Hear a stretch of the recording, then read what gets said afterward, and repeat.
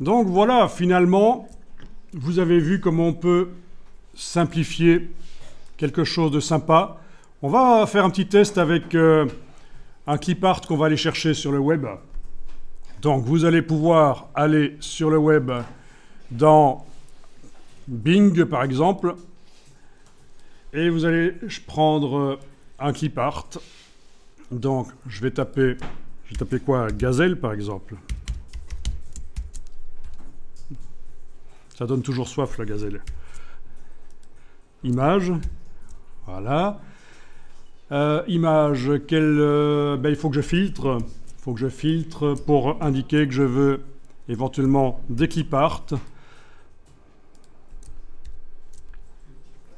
OK. Alors.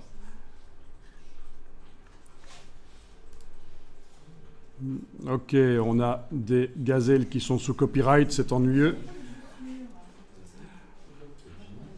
D'autres qui ne sont pas sous copyright.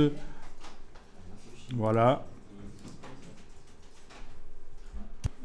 Bon, je vais prendre celle-là par exemple. Moi, je vous conseillerais de travailler plutôt sur une silhouette et pas nécessairement une gazelle. Vous prenez ce que vous voulez. Hein. Un capybara, ça marche aussi. Quoique ça a une forme de boule informe et immonde, donc c'est peut-être pas l'idéal.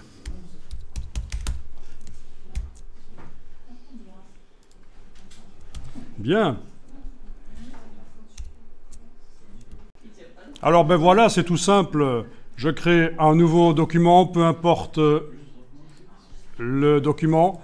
J'importe, fichier importé. Oui, surtout ne faites pas directement fichier ouvrir dans Illustrator. Il faut d'abord faire un nouveau document et puis importer l'image dedans. Parce que sinon, toutes vos palettes vont être vides. Les palettes nuanciers, les palettes brush, etc. Tout ça sera vide.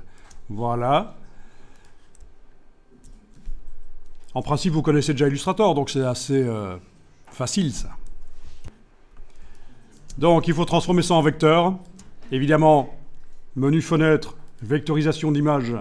Je vais cliquer sur vectoriser en ayant donc l'image qui est sélectionnée, là, voilà. Si jamais c'était pas accessible, il fallait que je clique à côté et que je reclique sur l'image et le bouton vectoriser aurait été accessible.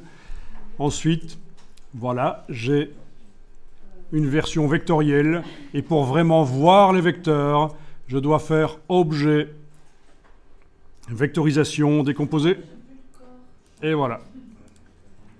Commande Y, je vais me débarrasser de... Ah, mais ça ne va pas. Il m'a fait un truc qui ne va pas.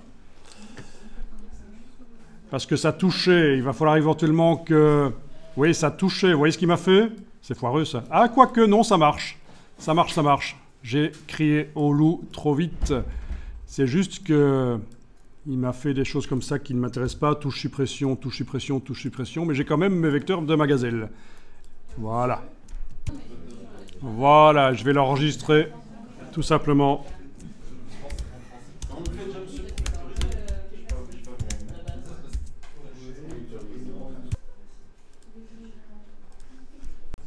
Ok, commande Y, j'étais passé en affichage sans couleur. Hein. Commande Y, CTRL Y sur le PC, commande Y sur le Mac, ce qui correspond donc à affichage, afficher en mode tracé ou affichage, afficher en aperçu. Voilà.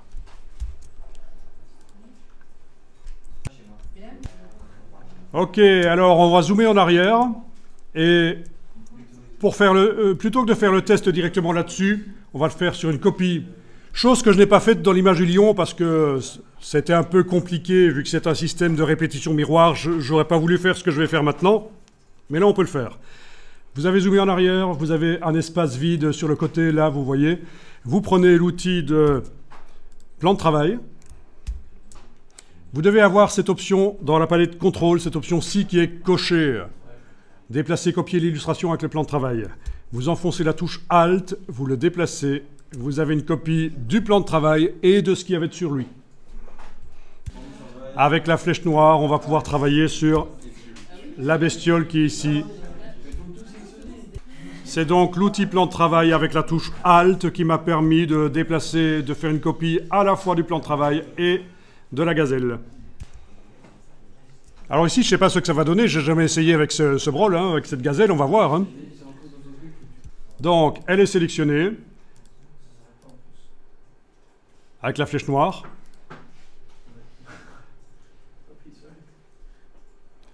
OK. Et alors, objet, tracé, simplifié. Les 3 petits points. Et je joue sur les curseurs. Voilà. Et vous voyez qu'avec la case aperçue qu'on coche et qu'on décoche, vous allez pouvoir, entre guillemets, styliser. Mais il ne faut pas utiliser ce genre de terme. On simplifie, en fait. Voilà. Et ça s'appelle simplifier, ça tombe bien. Vous avez la possibilité aussi d'enclencher et convertir en ligne droite et de jouer sur le curseur pour obtenir quelque chose de plus sympa. Voilà, vous avez quelque chose de plus... Comment est-ce qu'on appelle ça?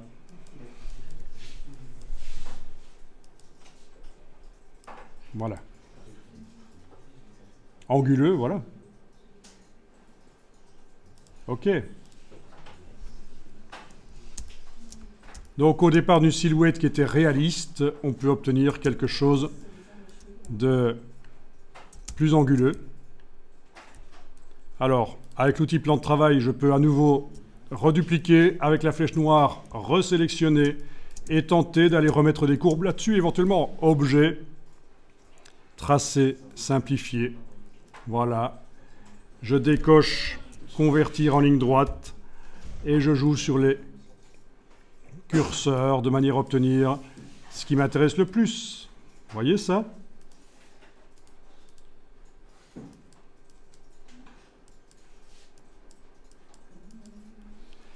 Et donc, pour faire des logos, ce genre de choses peut éventuellement avoir son intérêt. OK, voilà. Donc, si je résume, je démarre de celle ici avec plein de formes blob, comme c'est organique, quoi. C'est une bestiole. C'est pas ce qu'il y a de plus intéressant. Je passe vers une version avec que des droites.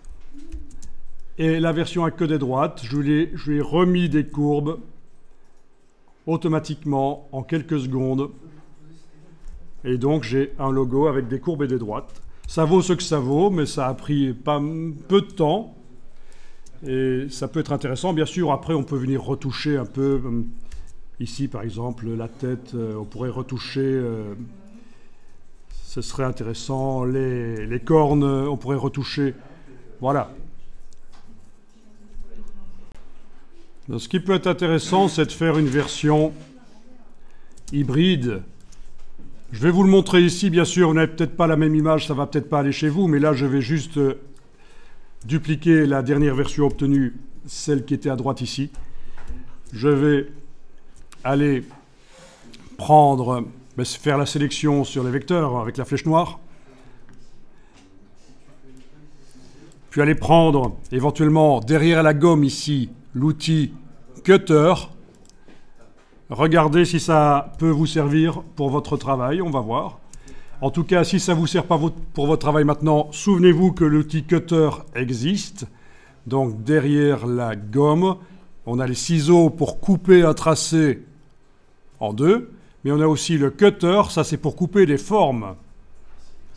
Et alors, je vais ici traverser au niveau éventuellement de ceci, voilà.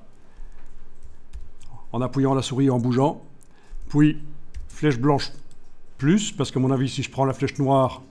Ah, mais ça marche. Non, ça marche pas. Je le disais bien, la flèche noire, ça sélectionne tout. Flèche blanche plus pour sélectionner uniquement la chose du dessus ici. Et voilà, je vais la mettre sur le côté. Et qu'est-ce que je vais faire maintenant? Je vais aller travailler sur une copie éventuellement de la première version. Outil Cutter, je vais aller couper, voilà. Et cette partie-ci, ça m'intéresse d'aller la mettre là. Voilà, vous voyez qu'on peut aller rechercher donc quelque chose qui était dans la première version, la première vectorisation. On peut aller la rechercher et combiner, quoi. Voilà. Ah oui, s'il y avait sur une des 3 versions quelque chose qui était mieux que sur les 2 autres, il ne faut pas se priver.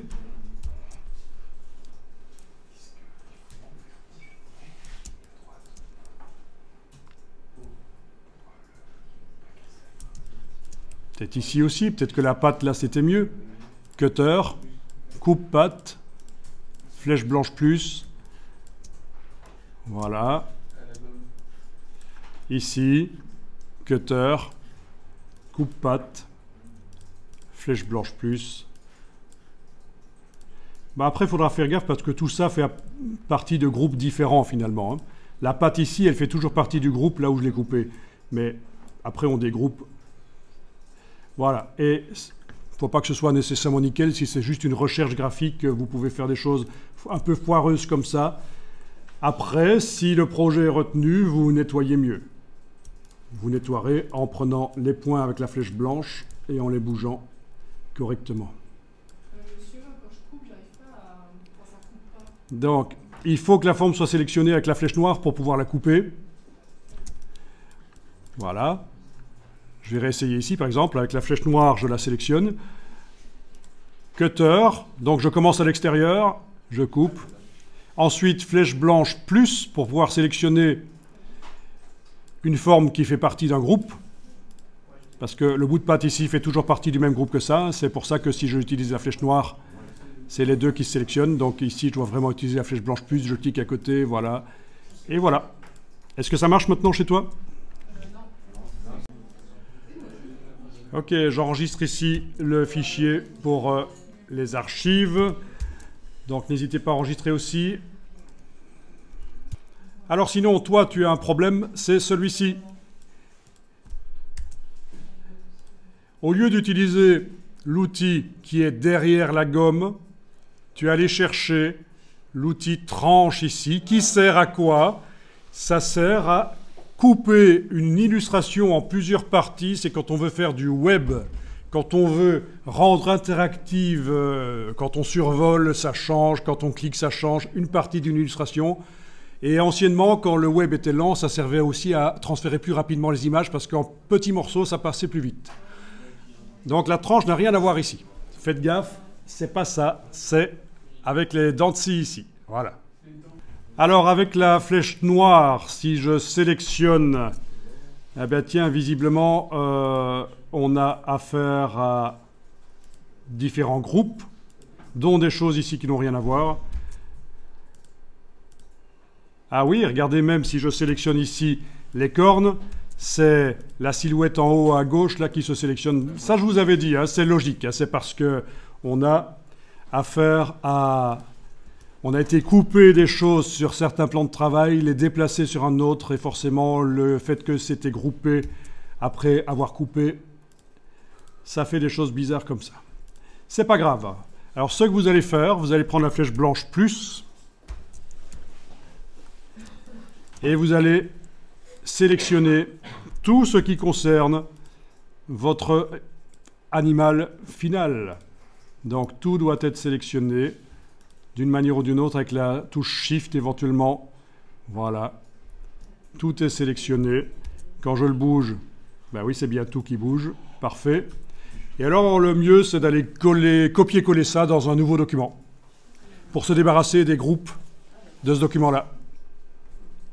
Donc, CTRL-C sur le PC, Commande-C sur le Mac, fichier nouveau, créer, coller, et voilà.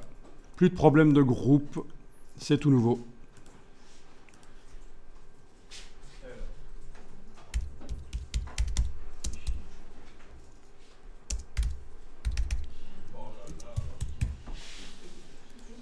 Bien. Et alors, je l'ai appelé Gazelle Mario 01. Ben oui, parce que, en fait, elle s'appelle Mario. Donc, vous avez cru que c'était une fille, mais non. Eh oui. Mais Mario, parce qu'on va faire la marionnette, en fait. Hein. Vous aviez compris, quand même. Non. Oh. Trop subtil pour vous? Non. Alors, je sélectionne tout, même en gardant les choses séparées. J'ai pas besoin de faire du Pathfinder pour fusionner, je pense que ça marchera quand même. Tout est sélectionné, CTRL A. Alors, est-ce que vous connaissez le système de la marionnette dans Photoshop? Eh bien, il y a la même chose dans Illustrator. C'est apparu plus tard, mais ça y est. Donc, vous avez sélectionné tout. Vous allez dans l'outil de transformation manuelle. Vous allez sur la punaise. Et voilà. Et là, vous avez des punaises qui sont déjà arrivées. Mais on peut éventuellement les sélectionner et touche suppression, les supprimer. Il y en a une qui ne voudra jamais supprimer, je pense que c'est la dernière. J'essaye. Ah ben forcément, on n'est plus en marionnette. C'est foireux. Ah tiens, elles sont revenues. Ok, donc il faut aller mettre les punaises aux endroits stratégiques. Voilà. Ah tiens. Du coup, celle-là, ça marche pas. Ok. Voilà. Et puis, vous allez pouvoir bouger, bien sûr. Et tourner, si vous êtes à côté de la punaise, ça tourne. Et donc, on a démarré, je vous rappelle, d'un clip art, et finalement, ça va plus ressembler au clip art. C'est pas génial, ça? Voilà.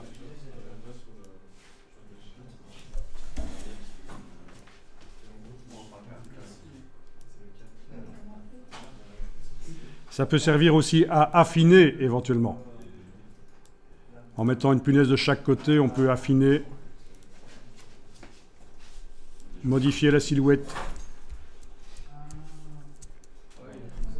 Ah tiens, et la tête, si je trouve que c'était pas terrible, je vais pouvoir éventuellement tenter de remodeler, mais c'est pas vraiment conseillé de le faire comme ça en fait. Il vaut mieux le faire en travaillant sur les vecteurs, mais bon. Et finalement, ça commence tout doucement à ressembler à un logo, petit à petit. La queue n'est pas très épaisse, il faudra retravailler les vecteurs avec la flèche blanche. Voilà, il faudra faire quelque chose. Là, j'ai un point qui ne sert pas vraiment. Avec la plume, je m'approche sournoisement du point. La plume se transforme en plume moins, je clique, plus de points. Voilà. Enfin, voilà. Après, on peut continuer à travailler là-dessus et faire des versions. C'est pas un problème. Donc, marionnette. Clic. Est-ce que je peux arriver à tourner l'oreille? Non, il y a le reste qui tourne avec. Il faut que je mette des punaises sur le côté pour arriver à tourner celle-là. Éventuellement. Ah, il y a les cornes qui tournent avec, c'est foireux. Donc, je vais y aller d'une autre manière. Je vais faire commande Z là. Voilà. Méthode plus traditionnelle. Clic. Shift-clic, Shift-clic. Voilà, les trois sont sélectionnés. 1, 2, 3. Voilà. Outil de transformation manuel. Derrière la punaise. Derrière la punaise, on a dit, oui, outil de transformation manuel. Ah ben je dois recommencer du coup. Vu que j'ai dû changer d'outil.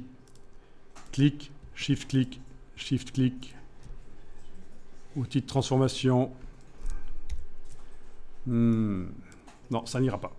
Il va falloir faire autrement. Il faudrait la détacher pour pouvoir la tourner facilement. En la coupant. Quoi qu'il en soit. Quand même. Si je compare côte à côte ma version logo, on va dire, et la version originale, il y a eu du chemin quand même. Et c'était pas pénible, vous n'avez pas souffert à devoir vous concentrer. Attendez, faites de la retopologie en 3D, vous allez voir ce que c'est la souffrance. Voilà. Donc, version originale en bas à gauche, version nouvelle en haut à droite, qui peut encore bien sûr être modifiée. Il y a encore plein de choses qui peuvent être faites. Voilà, voilà.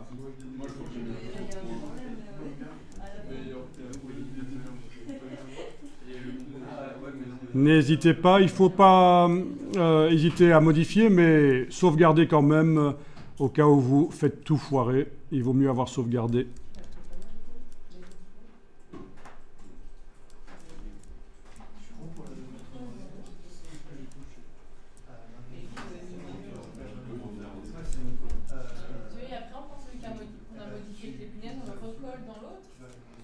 Non, non, on n'a pas besoin de recoller dans l'autre document. Hein. L'autre document, c'est fini. Hein. On continue dans celui-ci. L'autre document, on s'en est débarrassé. Il avait justement des problèmes vu qu'on avait été coupé, déplacé. Il y a plein de groupes. Voilà. Et alors, on peut dupliquer, sélectionner, refaire des marionnettes.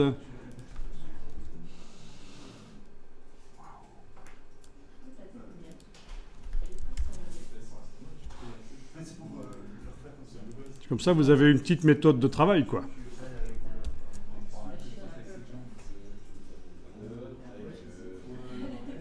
Voilà. Tout est possible. C'est rapide.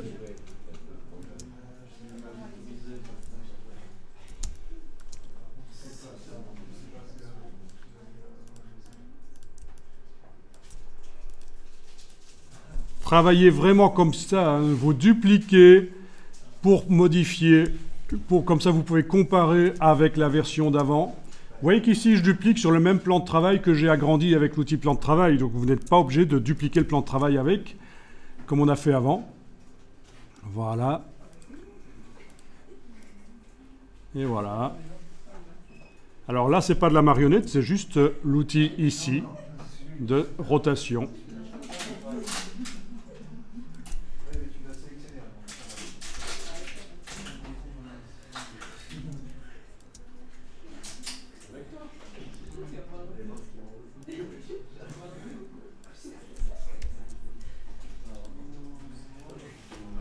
Alors, vous devez absolument maîtriser la manipulation des vecteurs dans Illustrator. Comme ça, quand vous faites des logos, quand vous faites des recherches comme ça, vous n'avez pas le côté technique qui vous ennuie. Vous maîtrisez quelque part et c'est beaucoup mieux. Vous vous concentrez vraiment sur le côté graphique.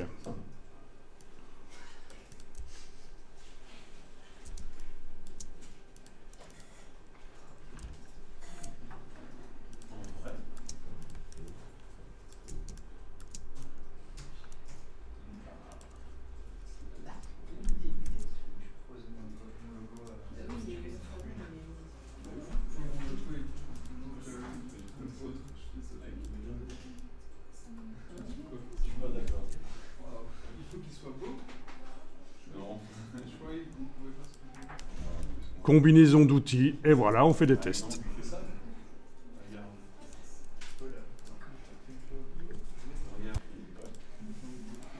Et alors, ce qu'on va faire pour la suite sur le lion, vous avez une idée? On a plusieurs versions du lion. On a une version avec les courbes, on a une version avec des droites, on a une version avec des droites qui ont été recourbées. Mais on va combiner tout ça pour essayer de voir si en combinant tout ça, on ne peut pas avoir visuellement un résultat intéressant. Ben oui, voilà. Donc c'est un peu ce qu'on vient de faire là avec la gazelle, quoi. Ou je ne sais quoi, ce que vous aviez.